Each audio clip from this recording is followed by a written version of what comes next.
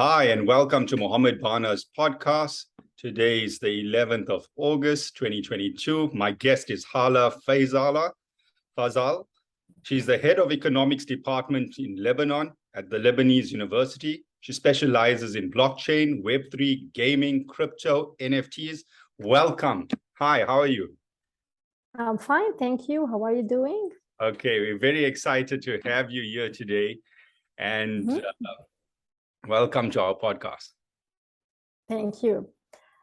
So let me introduce myself at first. I'm the head of economics department at the Lebanese University. I have been a university lecturer with over 10 years of professional academic experience at leading Lebanese academic institutions, teaching students from various social and cultural backgrounds. I'm a PhD holder in the international economics from INSEC, Paris, France. I'm also a senior researcher in the field of blockchain economics, the Metaverse, Web3, cryptocurrencies, NFTs, DAOs, and fiscal and monetary policies of blockchain economics. So there's a lot to say about the blockchain, but rare information exists about the fiscal and monetary policies of the economics part of blockchain. So I'm currently in the middle of this research. And my current research also includes the field of token economics, the programmable feature of money, and the rise of DeFi. And I joined the Near University Fellowship Program as a teacher in residence, introducing the concepts of blockchain economics to the audience with the near blockchain examples. I'm also an editorial board member at the Academy of Accounting and Financial Studies journal, where I provide scientific expertise for the journal, submit articles, and administer peer reviews and serve as a peer reviewer as well. So, and help the journal attract high quality manuscripts by promoting the journal at relevant conferences. Oh, that is well achieved. And I must say, I admire all you've achieved. And for the listeners out there that are high net worth individual businessmen in South Africa mostly, and we have some followers in Portugal and Hong Kong, a lot of them have not been exposed to the space. So I'd like to ask you, if you had to meet an uncle or your mom and explain to them, what is the blockchain about? What is NFTs about? What is crypto? And why should they pay attention? Okay, so we have very successful businessmen that have made money in property or made money in certain industries, which are traditional businesses. What is it that you can share with us that they need to be aware and take notice of? That is the shift that has been happening in the last few years and going to be happening in the next 10 years from an economic point of view, from an adoption point of view, monetary policies, and take us through to maybe the youth in the next 10 people who are 14 years old will be 24, and they are gaming today, and the way they use currencies in the future would be very much similar to how they play in this metaverse space. Yeah, okay. Well, I also came from a traditional economics background where the economic theories we deliver at the university comes from the classical economists. What do they say? How do we interpret and criticize their theories? However, I have been in the field, the crypto field, for around 6 years. I have been passionate about the industry since then because I immediately realized that I was staring at the future before it had come. Because I have seen the rises and falls of economics, the emergence of new projects in various fields, and the bankruptcy of others.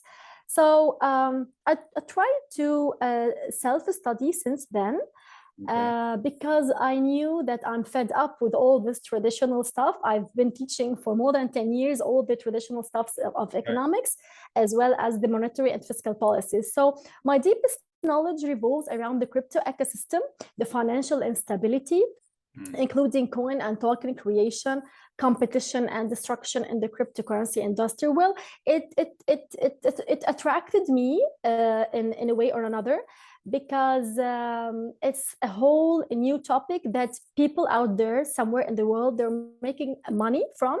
So why not? I'm learning and making money from all these related topics in the ecosystem. So knowing the fact that the use of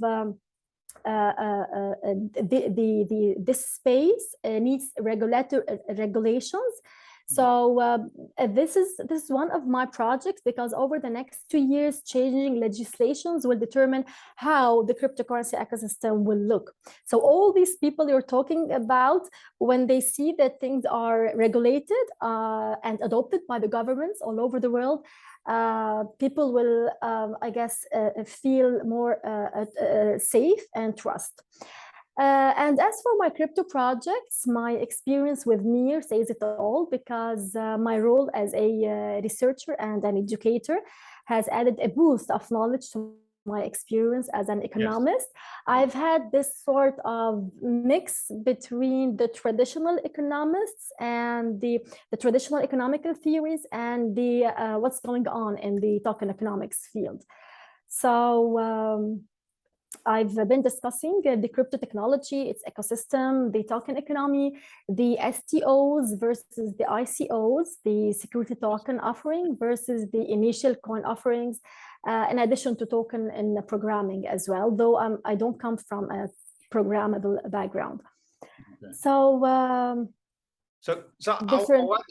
we're going to cover many topics, but I want you to share that moment with us when you discovered, what was it that you discovered first? Did you discover crypto as a whole, or did you discover Bitcoin, or did you discover the blockchain technology?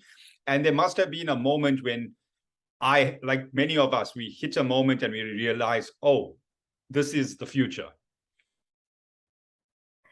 One event that made a shock for me in this crypto, and I guess it started my curiosity in the field. It's when I heard one day in the news that an American guy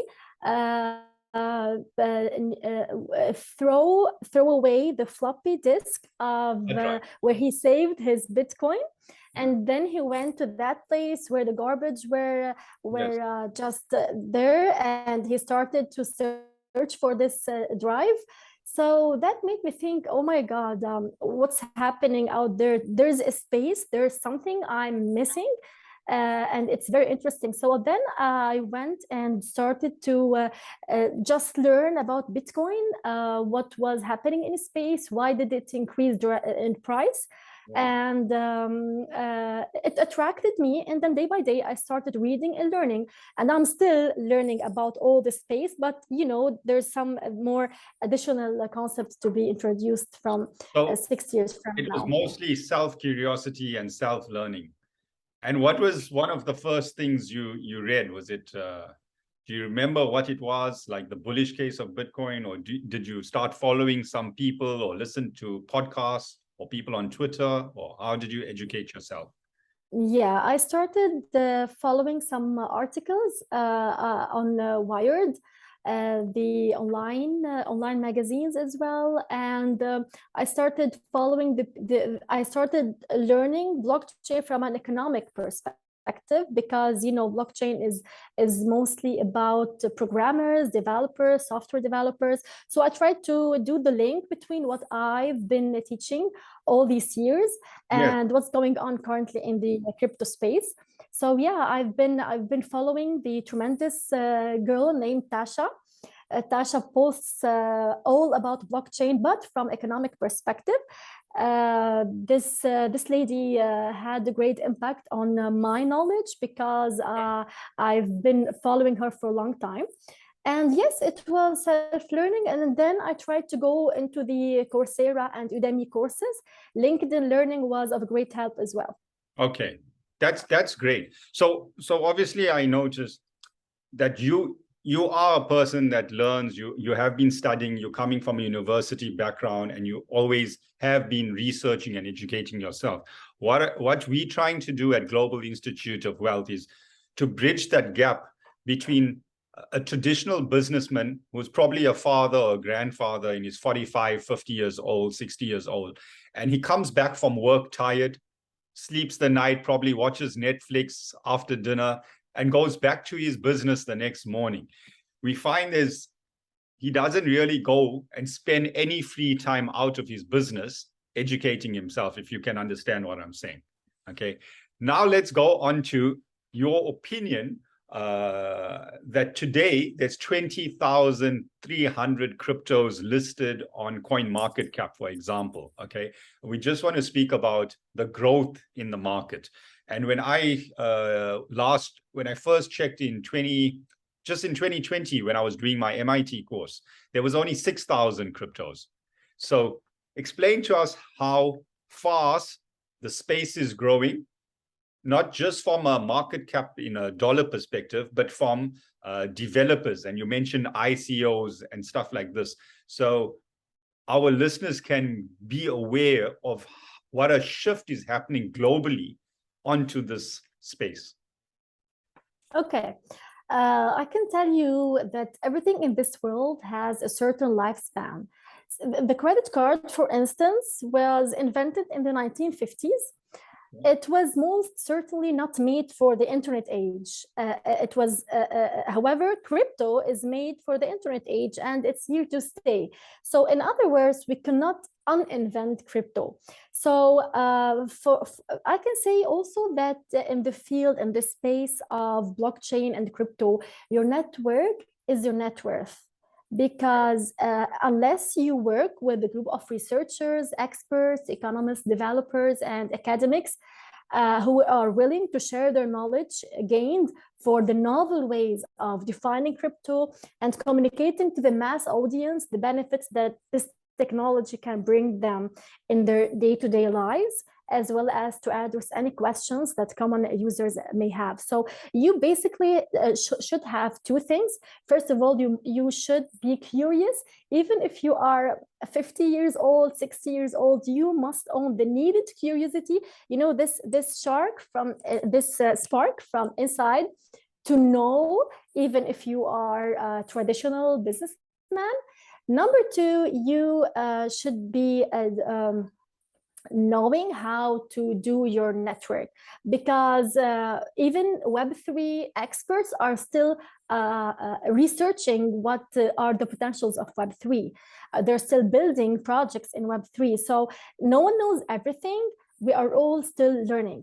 So basically, I can give you example for that. Yes, and just tell our listeners, I mean, and explain to me, rather, let's say me, what is Web3, your definition of Web3? Can you explain to us what is Web3? Okay, so basically, if you want to talk about the specific definition of Web3, although just an idea, like what's happening, what was Web 1, what is Web 2, what is Web 3? Okay, I can simply define it in simple terms. First of all, the internet was you just log into the internet, surf the internet, take advantage of all the information available there, and just log out. The another part of the internet came was when you log into the internet and you socialize, you go on the social media, you comment and like and just see all these fantastic pictures. After that, we came into the Web3, which is the idea of the new iteration of the World Wide Web, which there you can see the concepts of decentralizations, blockchain technologies, and token-based economics. But you can now own something over the web. So the value, when I say value of the Web3, you can basically be owning with this added value over the web. So you can own an NFT, a token, and you can just jump into the gaming industry, which is something of great importance for all people to be communicating, because nowadays games are play to earn and play and earn. So you can still playing games in this Web3 era and earn money. So this is a brief of what Web3 is and still developing. Right. This is very interesting. So there's more to Web3 and NFTs than a bored ape. Can you make it again, please? I say, explain to us, is there more to an NFT and Web3 than a bored ape picture? You know, these bored ape pictures, because a lot of people think that they can't understand what's the value in a bored ape. You know, these NFTs, bored apes, like monkey pictures. Okay, how would you explain that this is just a trial way of trading NFTs? Okay, so if I want to talk about NFTs, well, that's a huge thing to talk about. Well, the NFT is the definition of, or the abbreviation of a non-fungible token. They are, in simple terms, they are unique cryptographic tokens that exist on the blockchain, and they cannot be replicated. So they can represent real-world items like artwork and real estate. It's not always about art. It's not always about these monkey graphics you're just talking about. But the value is about tokenizing these real-world tangible assets that makes them have the feature of buying, selling, and trading, where they will be more efficient while reducing the probability of fraud. So basically, some of the people like to own NFTs just because they like to own them or they're trendy. Others know the value of NFTs because they cannot be exchanged or traded equivalently like all other cryptographic assets like Bitcoin or Ethereum. So for me, NFT is a good investment so far. Especially now because we are in a bear market. So this is one of the tremendous effects of the bear market. But yes, NFT can be a legitimate investment so far if investments understand what the NFT is being used for. So, right. And let me just make sure the audience can understand the term what NFT is being used for. So right. You need to make sure that you have something that has a utility, which is better for the long-term life of what NFT is. So it's all about the utility and the added value. So do you see in the future things like your passport or maybe your driver's license becoming an NFT? Is that a solution? I will give you an answer, a general answer. I can see that everything that can be tokenized will be tokenized. Everything that can be digital will be digital, whether it is a passport copy or your example, yes, it can be digitalized. So everything that is able to be digitalized in its nature will be digitalized. Right. And how would that play out? Example, a passport copy, or even maybe your medical records, something like this. How do you see it improving the ecosystem or the usability or, you know, the social economics of everyone? Well, it's all about the features of that blockchain is giving to us. It's about the decentralized feature that the blockchain is giving us, because all of these trends, NFTs or even DAOs or cryptos, they're using the blockchain technology to move forward. So if whenever the blockchain technology evolves, all the things we use on this blockchain technology will be evolved. It's about the immutable ledger that facilitates the process of recording transactions and tracking assets in a business network. So if you want to if you want to talk about the healthcare, let's say, it's a very good advancement in the fields of medical health when all your records in a hospital, let's say, are recorded and shared on an immutable ledger, where transactions cannot be cannot have some sort of fraud, and they can be tracked in an easy way, accessible way, and without the use of third parties. So even any asset that can be tangible, a house, car, a land, or even the intangible, such as the intellectual property, patents, and the copyrights as well. Right. Okay. So let's talk about the real world money and investment point of view moving towards crypto space. So someone wants to enter and he's a businessman and you're meeting him for the first time. And let's say his net worth is $150 million. How would you have your first conversation with him to introduce him to the crypto world? And why should he invest? I mean, I understand it. I want the listeners to understand, you know, how people should move forward and where should they see the value? Should they see it in adoption? Should they see it because they're buying it for self-custody? Should they be buying into crypto because of inflation, a hedge towards inflation? What is it? Okay, let me tell you so far what's going on with the cryptocurrency world. The majority of the people are going into this world from curiosity, and sometimes some of them end up investing in the crypto world. Cryptocurrency may be a good investment if you're willing to accept it is a high risk gamble, let me say, which could pay off.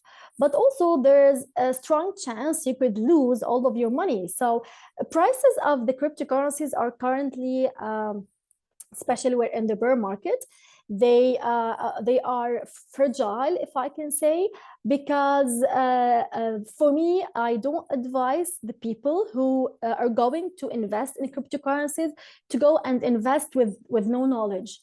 So they just need to study the basics of the market, what happens in the bear market, what happens in the bull market, and when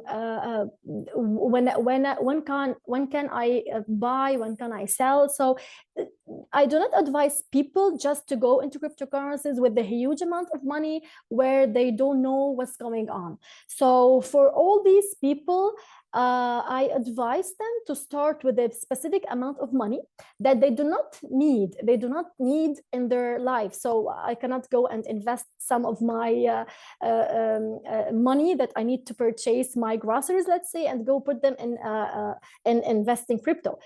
So just a simple rule, go and invest with a small amount of money, just because once you are ready to go for a higher amount of money, then you can go for.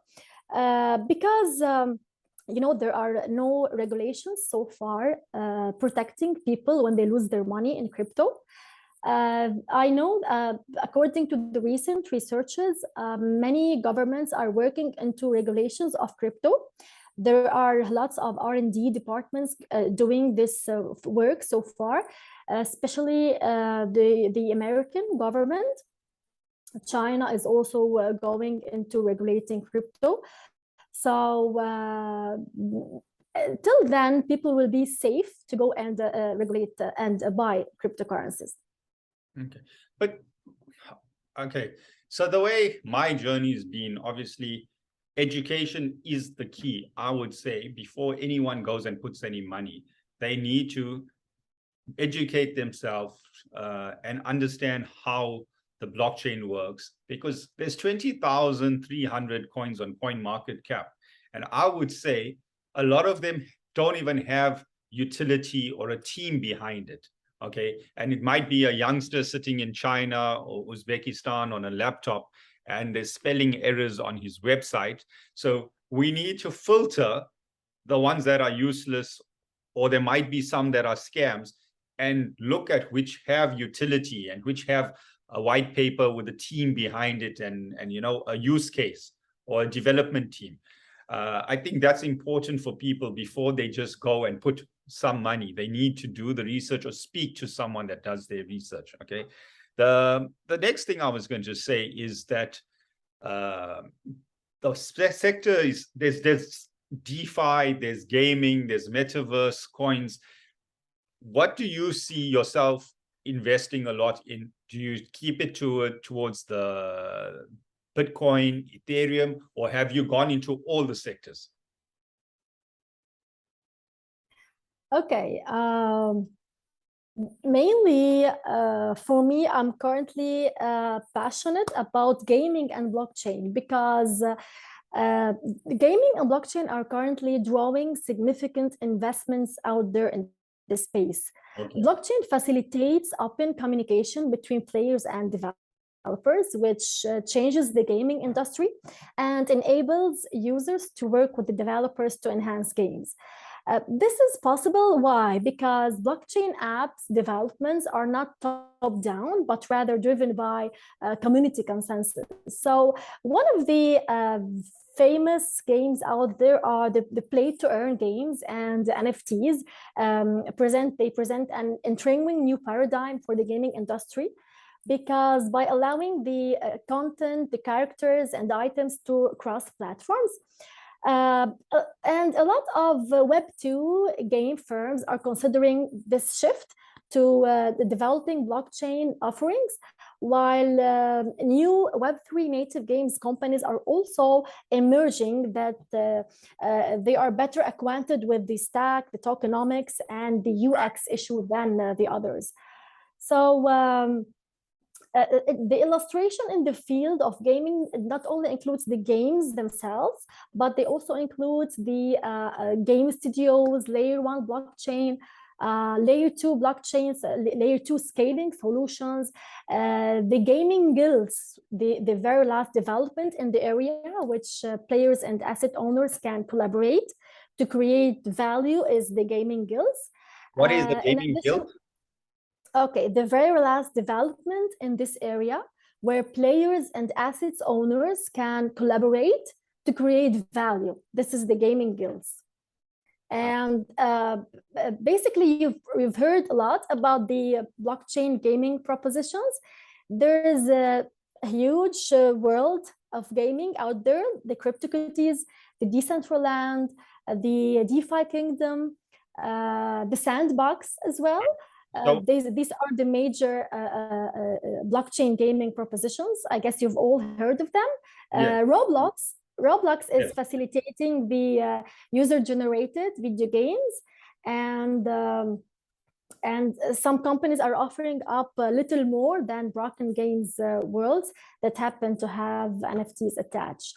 So one of the people asked me 2 days ago if I believe that play-to-earn games will pose a significant threat to the traditional gaming activities. As the gaming businesses becomes more decentralized, the play-to-earn games may enable gamers to take control of their digital identity, assets, and ownership. And what was I telling you? The ownership. The word own, you can own things using the Web3. So this is how the new paradigm that are conducive to a wide range of developing digital environments and forms of value production may be introduced by contemporary video games. Okay. And the last thing here, that from my perspective, the play to earn is a job with the gamification feature. It's not a game. It's a job. So yeah, because gaming has countless benefits, but again, Web3 hasn't yet discovered them all. Okay. So the reality regarding the Web3 gaming and the Web3 market as a whole can be found in very trendy researchers as well. And the Internet of Value is said to be the Web3, but we're still researching what value are we looking for. Okay, so I want to dive more into this because it seems you're very passionate about gaming and the blockchain being an industry, okay? And you see it as that. So that's where probably traditional businessmen don't see this as an industry, as a sector to invest in, like how they invest into mining and they invest into, the oil sector or the energy sector. Using gaming and the blockchain as an industry, What is the size of this industry at the moment? It's going probably into the millions and billions of dollars. Mm-hmm. Yes, you can hear every day that new gaming propositions are coming into the field, and the new companies are raising money to start their gaming on the Web3.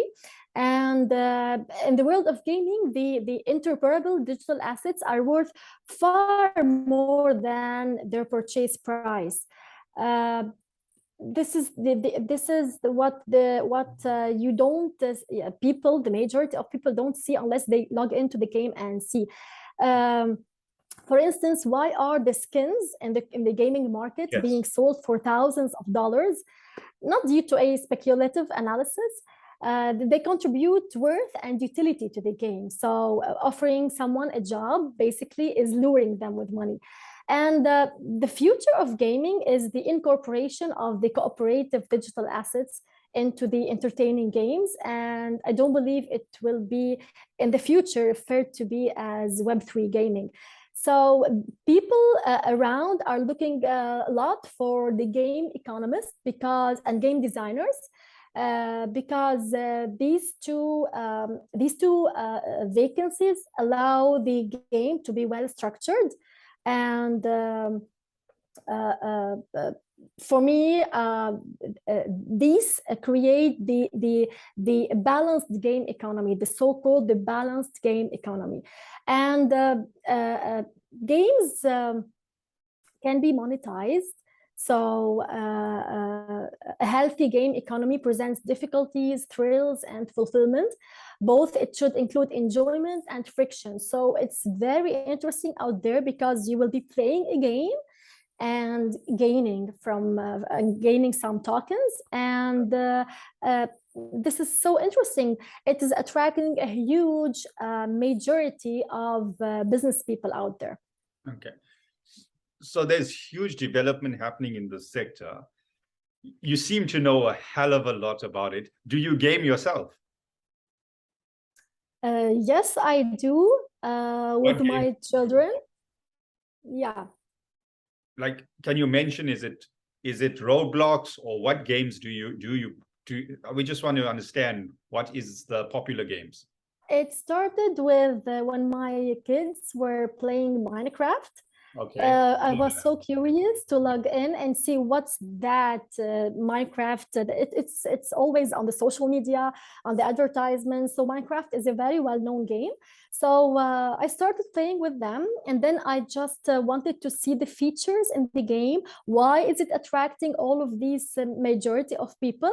And then I started to move forward into other games. I logged into Roblox as well, but I'm just researching the features of the game from an economic perspective, and not just only to play for the sake of play.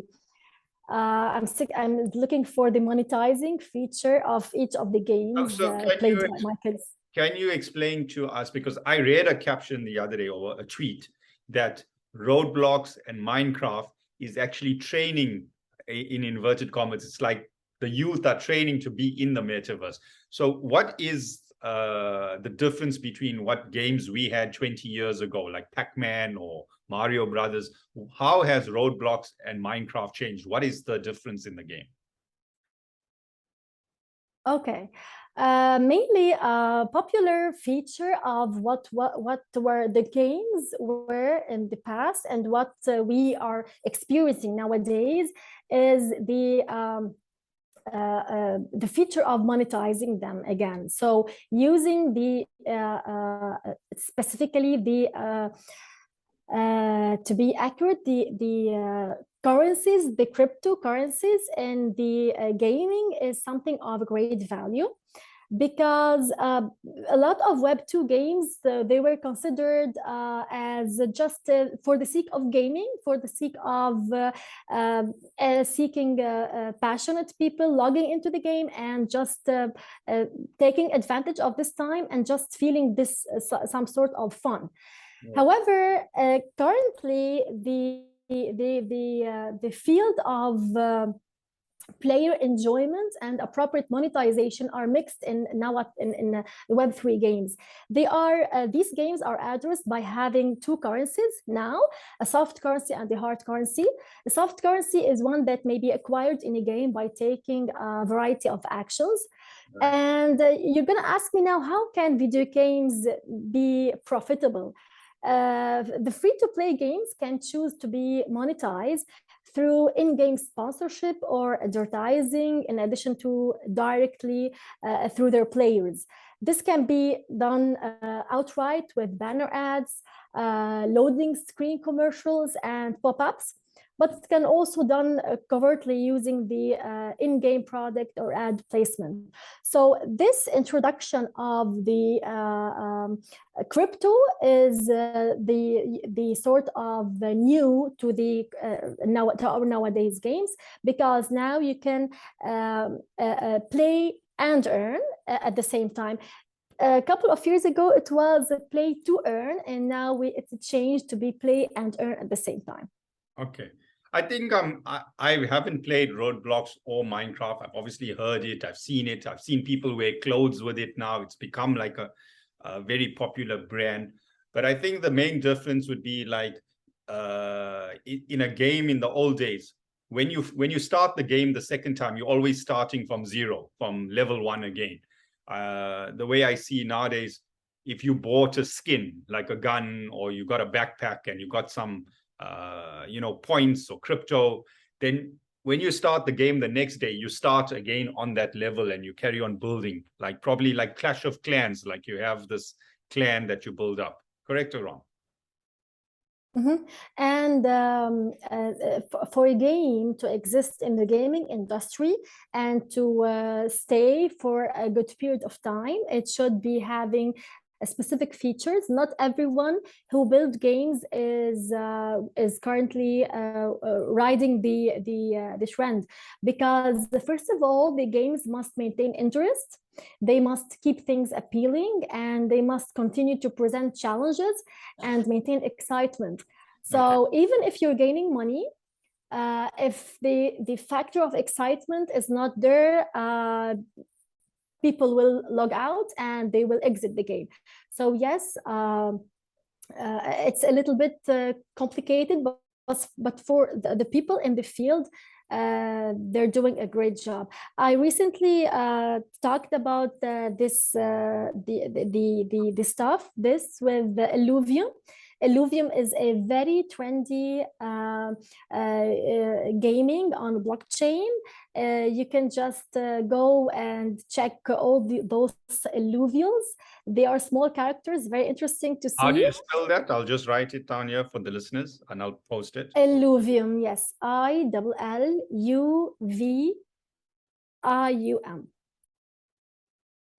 Illuvium. Okay, we'll post the link at the bottom. They're doing great projects out there. The other famous game that we've come across is Fortnite, and then we heard of rock musicians or concerts happening in the Fortnite game. Can you explain that to us? Okay. Up to my experience, the Fortnite is an online video game developed by Epic Games, and basically it was released a couple of years ago, I guess in 2017 or 16. It's available in different game mode versions, and it was developed by the Epic. The developer name is Epic Games, yes, okay. And it was nominated for the Game Award for Best Ongoing Game, up to my knowledge. Right. Yeah, it was nominated. Huge popularity.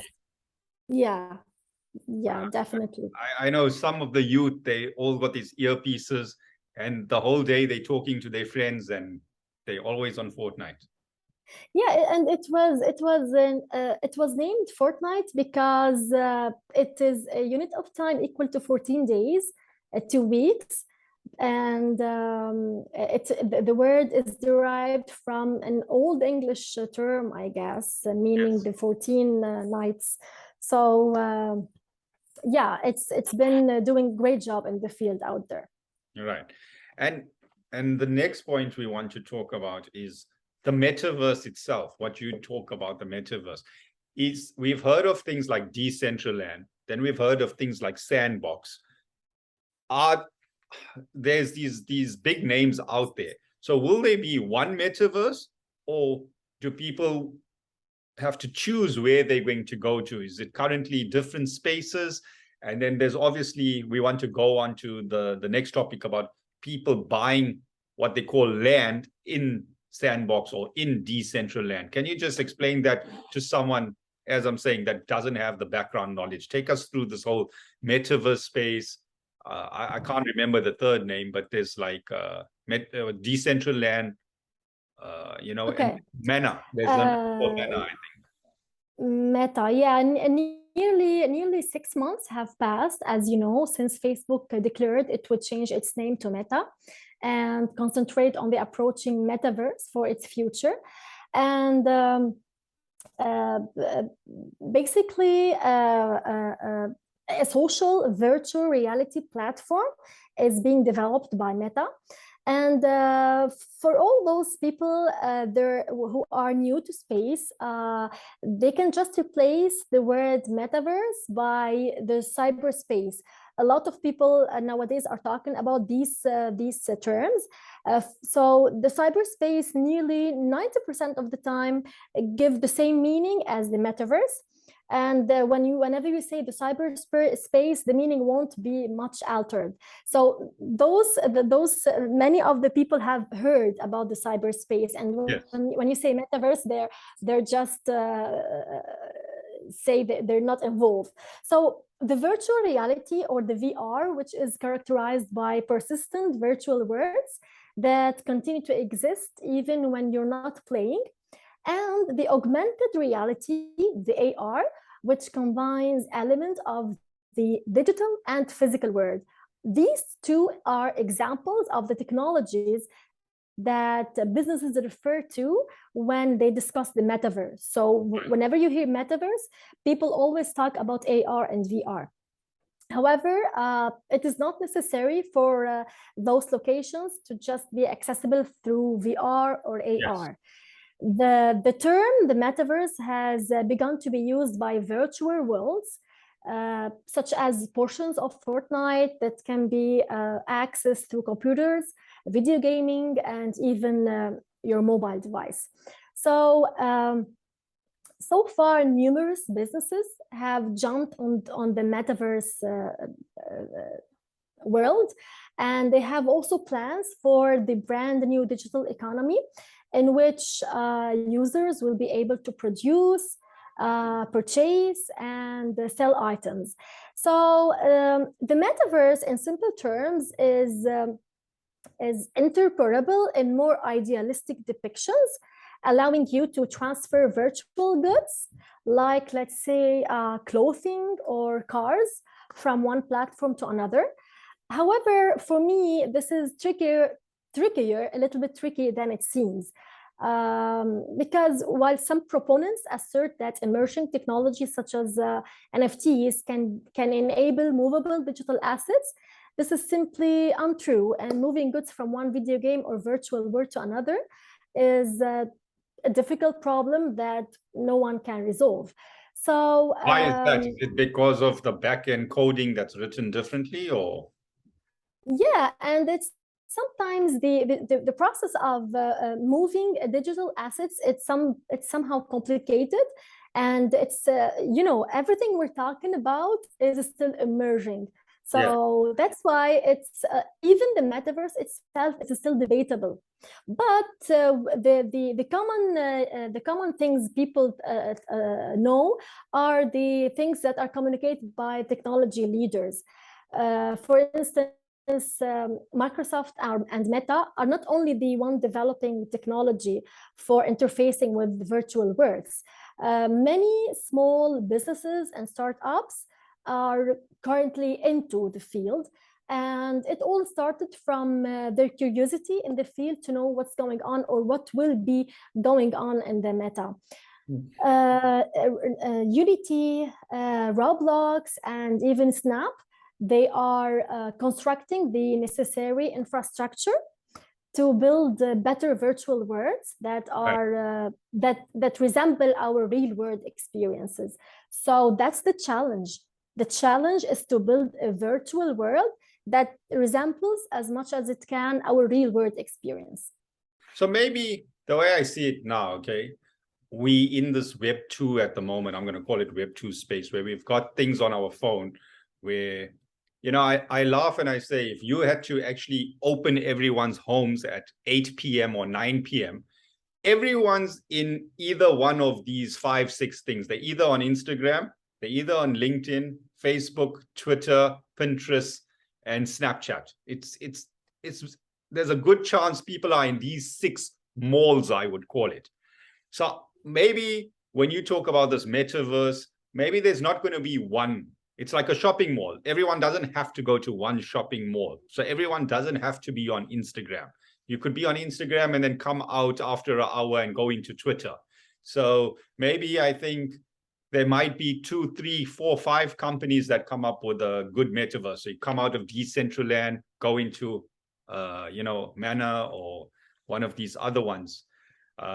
So you hear of people buying land at the moment. You hear of Gucci saying they're making a store. There's a lot of stuff in the news, and it's hard to keep track of these things. What I find it fascinating is with all this going on, there's so much information to consume. And that's why the podcast is one of the best ways for me to filter all the noise out and get it firsthand from experts like you. So we appreciate your time and your expertise. We can see you have a wealth of knowledge and experience in this industry, in Web3, in DeFi, in Metaverse, in crypto. We'd like to conclude here today and call you on in the future where we can have specific topics and hear about the development and hear about the progression. But it's been a huge honor of mine to have you on, and we in awe of your experience and your knowledge in the sector. I must say, I've had a tremendous time listening to you, and we thank you for your time, and we want to welcome you back in the future. Thank you so much. Yeah, basically, it's my pleasure to meet you today. I can say at the end that even the metaverse, it also has some restrictions that people might not be able to get around. Nothing is still over. We're always living in an era of research and development, especially in the Web3 era. So nothing is taken for granted. Today I'm sitting with you and just talking with you. In a couple of minutes, some new inventions might be going around, and we should always stay updated. That's why I believe that building the good network around you is the key to success and to just stay riding the wave. So I believe at the end that we're in the future. We're not waiting the future to come. The future is coming and faster than we think. So let's build it in a somehow interesting way where things are simplified to the majority of people, and just inviting those people outside that are still not riding the wave, and just tell them, please come on, because there is some interesting things you definitely need to know that will make your work be advanced and progressed in a way that will be a win-win situation for you and the economy as a whole. So thank you so much for your time, and it was interesting meeting you. Thank you. Just one more thing that's coming. I've got 3 children. 3 girls, 14, 12, and 7. What would your advice be for their future and studying? Because I mean, the traditional universities have traditional modules. Listening to you, being female, also inspires me to go back to my girls, 3 daughters, and say to them, look at what Hala is doing. Look at this whole sector. She does so much in this space, and there's such a huge potential for people to grow in this space. Yeah, this is a very important topic you're talking about. Thanks for asking. Uh, we as university professors, we suffer a lot from the traditional courses and the traditional educational system that we are still teaching at our universities, not only in the Middle East, but even, I mean, in several countries, in several advanced countries, because people are taking their academic certificates and then going into the space and learning from the online taking certificates, Yes. and just to be welcomed into the space. So we definitely need to be following what's going on in the space, and our university programs must be amended. We're currently in the Lebanese University working on this topic, but things take time to update the syllabi. But I do advise all the youth people seeing us now to go and search for the newest and trendiest let's say majors to study. There's something gorgeous going out in the world, like the majors of artificial intelligence, the cybersecurity, the Internet of Things, the programming as well, and developing using the blockchain techniques.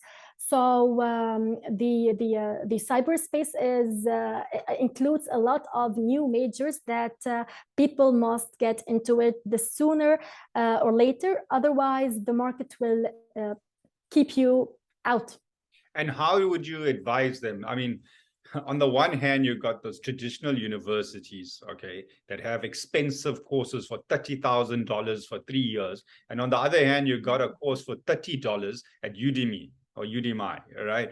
Where do you see the gap? If it's your children, if you've got to give your children advice and they come out of school or while they're in school, how are we going to handle this gap? Yeah, look, it's all about the mentality.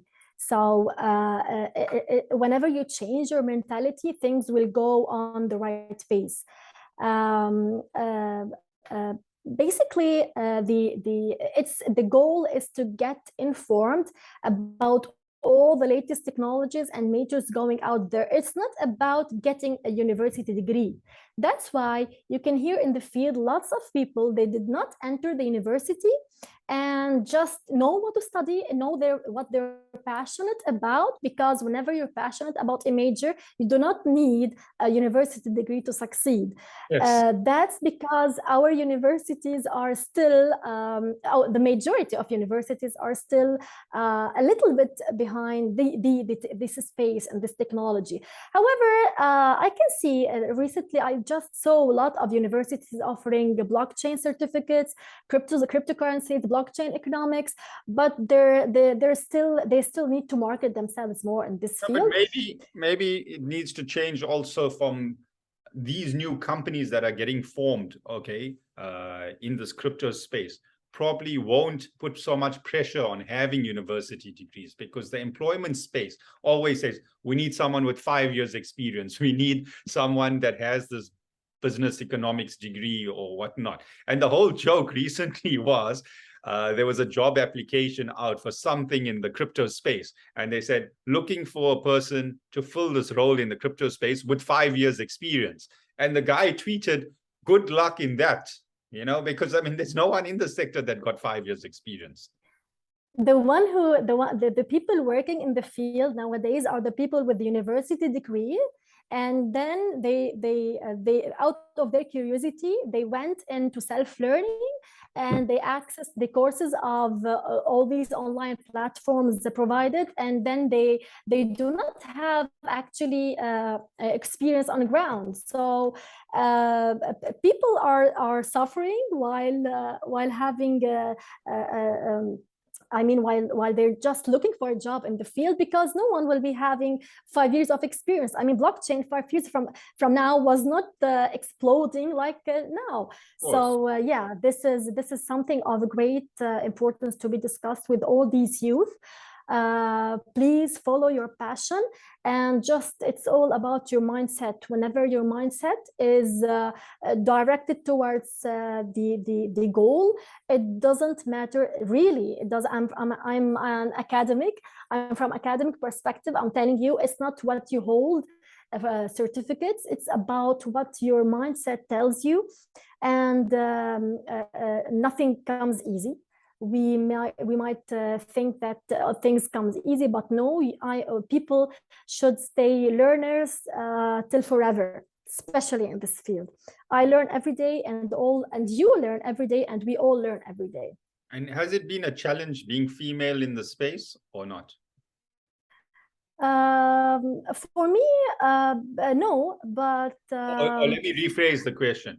What would if I have my daughters and they're not really curious about the space, what could I have, what discussion or what advice would you give them? They can listen to this podcast and say to them that, listen, there is huge opportunity in the space for females. Let me rephrase that maybe this is a sector that welcomes females better than traditional models, you know?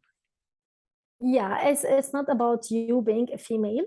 It's about being dedicated to what you're doing, even if you were doing your tasks as a normal female. Let's say, I don't know, they might be these tasks might be marriage, bringing kids into life.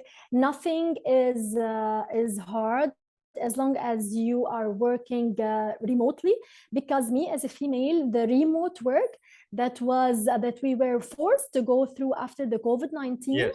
made me a good let's say candidate in the field, because I started to work remotely when my kids were too young. So I had a good time balancing both lives, my personal life and my work life. Yeah. So when you're, again, for your daughter and all the little girls out there, when you're passionate about something, you can do it anyway. Yes. Yeah, and you can do it in a very easy way. It's all about what you think, what your mindset is telling you. Yes. Now, I think let me just clarify. I don't want, it wasn't like a gender question. I'm just trying to say, like, maybe at the moment you're finding my daughters are not curious about the space. They're curious about other things. And I'm trying to intrigue them about, look, this is blockchain, this is Bitcoin, and they find it very technical at the moment and not really curious. But as you're saying, games like Roadblocks and Minecraft introduce people to these spaces. Yeah, and even the world of DeFi is somehow boosting out there, because especially we in Lebanon, because as you know, in Lebanon we had a financial crisis. Yes, tell us about that. How hard? You know what? This is actually one wish of mine. I wanted to speak to someone in Lebanon and ask you a simple question. How did you go through such difficulty, and how difficult was it when you had the financial crisis, and what was it like?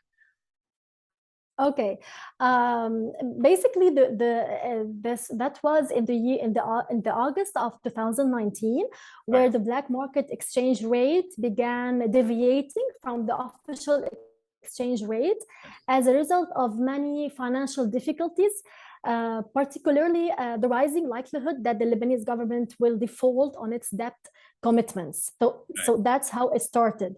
And since then, the CPI, the Consumer Price Index, which provides a broad overview of changes in the prices of goods and services consumed by households, showed that the Lebanese monthly inflation rate increased from 148%, around 148% in January 2021, to record a very high inflation of 239 around, or 240 in January 2022.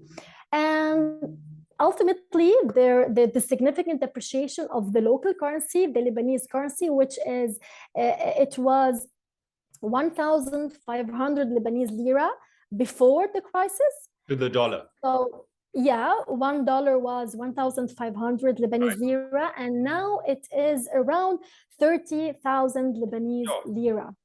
So In addition to the internal factors, the global inflation brought on by various political and economic variables are also the causes of high inflation rate. And then it came the Russian-Ukrainian conflict that affected the energy prices globally and further depressing the Lebanese purchasing power. These times were hard on the Lebanese people. The poverty rates increased, and a lot of Lebanese people traveled outside to search for good vacancies outside. But Lebanon is still surviving because there's a lot of factors trying to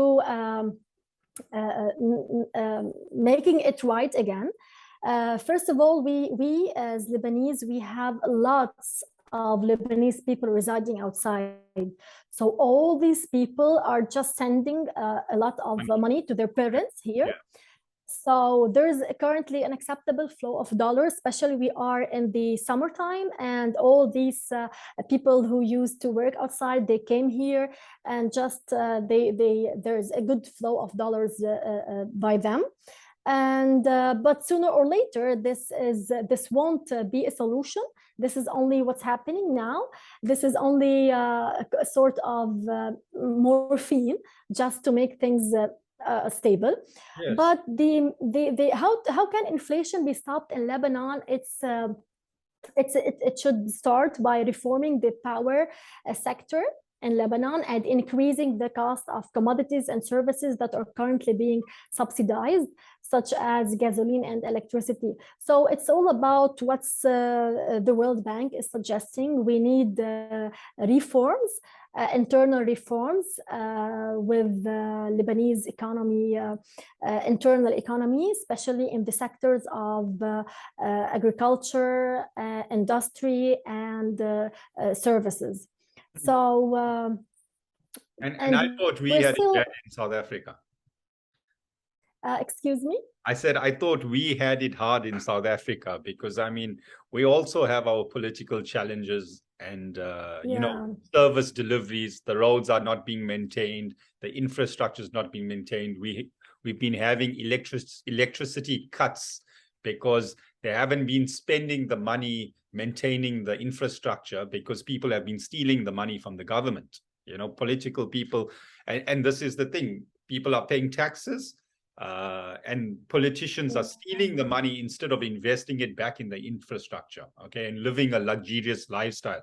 I think this causes huge frustration in people like me, and we want to probably, you know, emigrate and leave the country. But then you realize a lot of countries are going through the same problem. I think it's a stage of 2022, I'm saying, where we are, okay? And COVID accelerated a lot of problems, or COVID exposed a lot of things to people and countries. You know, it's like they say, when the tide goes out, then you can see who's wearing shorts and who's not. So when COVID happened, we could then see, you know, because there was cash flow shortages and you know, problems got exposed. But hearing what you're going through, we have not been through a financial situation where our currency is currently, it hovers around 16, 17 to the dollar. And I can't imagine what it must have felt like seeing your currency slide from 1,500 to 30,000. And, you know, what happened to you? Does everyone's pay salaries increase as it went? How did things work? Yeah, the government is currently trying to increase the minimum wage salary, but it's currently negotiating with the World Bank about how to get funds into the Lebanese economy. Basically, but in the middle of all what we're talking about, the Lebanese people are smart. I'm not saying this because I'm Lebanese, but really the Lebanese people are smart. Yes, that's true. The people who are working here are just knowing the type of industries that makes money. For instance, in Lebanon now, there's an industry of the solar energy. Yes. most of the people, you can just go walk outside here in Lebanon and you can see all of these houses having on their roof this solar energy system where they can get the electricity free from their sun. We in Lebanon enjoy a very good weather where we're in the summertime, and even even in the winter days we also enjoy some of the sun coming out there. So the Lebanese people still in their country, they are just going into the industries that make money. And some of the Lebanese people has just traveled outside and started to work outside, and they are sending money to their parents here. So I'm not sure how long we will be continuing this way, because this is not a solution, definitely. We need some sort of formal procedures to be taken by the Lebanese government. But so far we're just making passing, the days are passing, and there's some ambiguity about what's the future of Lebanon, at least in the very short period. We always hope that things are going on good, and there's a huge also team in Lebanon working with the cryptocurrencies. Yeah. We also hold. Do you see this problem causing more adoption of people keeping their store of value in Bitcoin or Ethereum rather than the local currency? Yeah, let me tell you something. When the crisis began in Lebanon, the Lebanese people faced a problem because of the banks' retention of their deposits. You've probably heard of these issues in Lebanon. So most banks have retained the depositors' money. Right.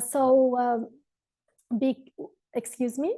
I was okay, carry on. Yeah. But I want to know, so if you had $2 million in the bank, you couldn't withdraw. Were you limited to how much you could withdraw? Yeah, the banks gave limits to the depositors on how to on how much money they can withdraw from their accounts, because due to certain internal regulations, I won't. No, they don't want to run on the bank, and then it's the same thing in Ukraine or Russia. It happens, exactly. It happened previously in several countries in the world. So that's why the Lebanese people, they shifted into some of them who were knowledgeable enough to go for the crypto. So if any people had money, they went into, at least the people I know, they went into the option of investing their money in crypto. Others went into the option of buying some gold, because gold is always a good investment. Yes. Whatever happens in the world, the gold stays a good investment. Other people as well, they went into investing in real estate, because real estate sector proved that in the crisis, the real estate is a very good investment in Lebanon or anywhere else. Yes. So and now the Lebanese people definitely have trust issues with the banking sector here. And this is a big problem, because previously the banking sector in Lebanon was one of the strongest sectors, banking sectors in the Middle East. So that's why I've been waiting you to ask me about the DeFi. This is definitely why we should all go and learn about DeFi. That's why I do always educate people about the DeFi. Because the decentralized finance will eliminate the role of third parties. So you will be your own bank. Yeah. Definitely, people will own their bank, and they won't need anymore the access of the banks. And I believe that since the invention of blockchain technology, the financial environment has seen a substantial upheaval because businesses and even individuals can now switch from the centralized to more decentralized system thanks to blockchain technology. And blockchain technology proved in this case, blockchain proved to be one of the technology that might save some economics problems.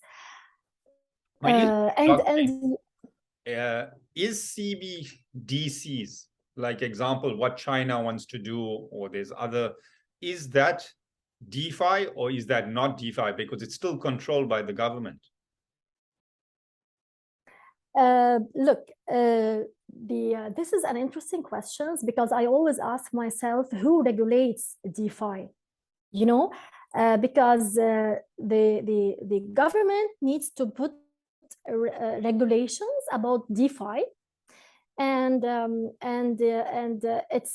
it will be at the same time putting regulations for the centralized banks, for the central banks. Yes. Working under its authority. So I'm not sure what's the future of DeFi in terms of regulations, because who's going to regulate DeFi, and whether the central banks are going to stay working the same way. I guess this is a very complicated area that we definitely as researchers need to work with, because DeFi and all these decentralized platforms you're seeing out there, they need some sort of regulations, because fraud might happen, and many things might happen, but without regulations, no one can be followed up. So yeah, I do believe that it's still under study. Sorry, I'm cutting you off, but when you say DeFi, okay, and are we talking about a currency that's just decentralized, okay, and having value, like you're saying, a digital yuan or a digital dirham? Like say if Dubai makes a digital dirham tomorrow, is that DeFi? Or is that, or how would you define it? Okay, let me tell you something. Decentralized platforms such as, let me say, decentralized exchanges, and they are the foundation of Web3. They are the third generation of the internet, and experts predict that they will advance significantly this year. DeFi, basically, it makes you own your own bank, as I said, and it eliminates the role of all these banks out there. So definitely 10 years from now, banks should be scared, because you will be having your own digital wallet, you will be doing your own transactions, you will be accessing your own online platforms of money. Even if this is happening, but the bank can terminate your online account and just make you not see it. But whenever you are using DeFi, you have a bank at your home under your own supervision. That's why the concept of DeFi is currently exploding all over the world, because it's not only in Lebanon. I heard once about a government that also put restrictions, I guess, in Canada, if I'm not mistaken. Yes. The Canadian government put restrictions on how much people can take from the banks. Yeah, so they had this case where bank accounts got frozen of people who donated money to the truckers that were rioting. The truckers were protesting on the border, and then people who donated money to the truckers, their bank accounts got frozen, and this was only in the last 6 months to a year. Okay. Okay. Yes, and whenever you listen that whenever you hear that in 1 year the DeFi applications boosted from $22 billion on the 1st of January 2021 to $220 billion by the end of the year. So this makes us amazed by the pace, exactly the pace of how DeFi is spreading worldwide, the concept of DeFi. What are the 3 or 5 leading, the top 5 DeFi cryptos that are in the space? Well, basically, there are many. Basically, let me think of some of the DeFi platforms. Mainly Binance. Binance is one of them. So you mean Binance like its own coin, BNB? Is that? Yeah, but okay, there's a difference between the crypto, the token itself, and the DeFi platform. Okay. Okay, Binance so exchange itself, you mean? yeah, I use Binance. Yeah, I also use Binance. Yeah, so it's for me it's a good experience, but it's they're always, I know people working in Binance and they're always updating themselves on how can this DeFi platform be or take the advantage of all these technologies out there. I've heard also about the So when you DraftKings, say I guess. DeFi platforms, do you mean it's the same thing as the exchange?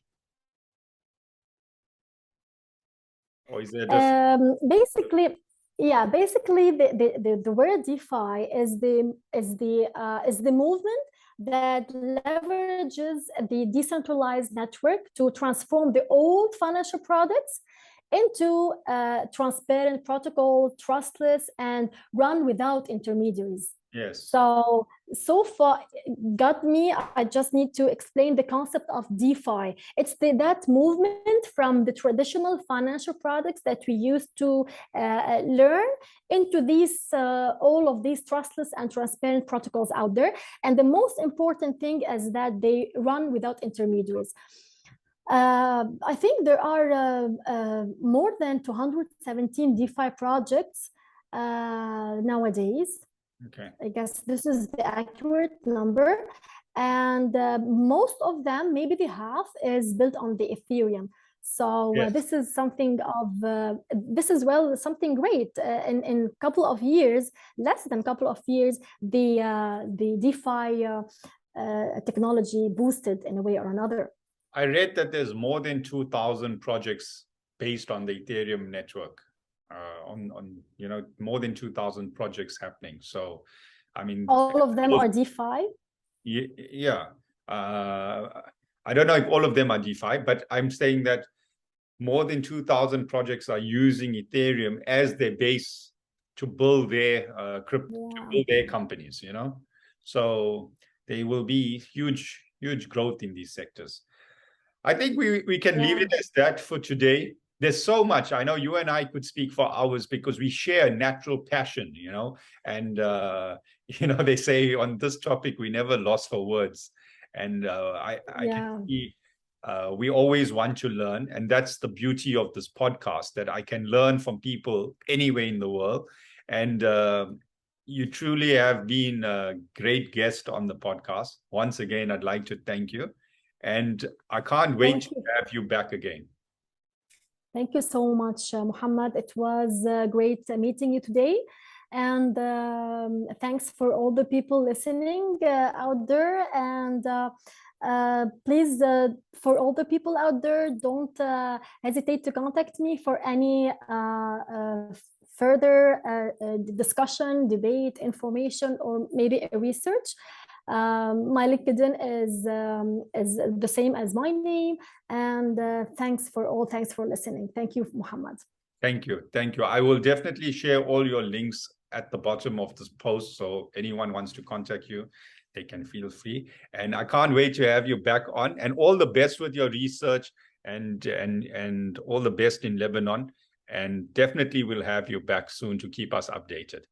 Thank you so much. Thank you so much.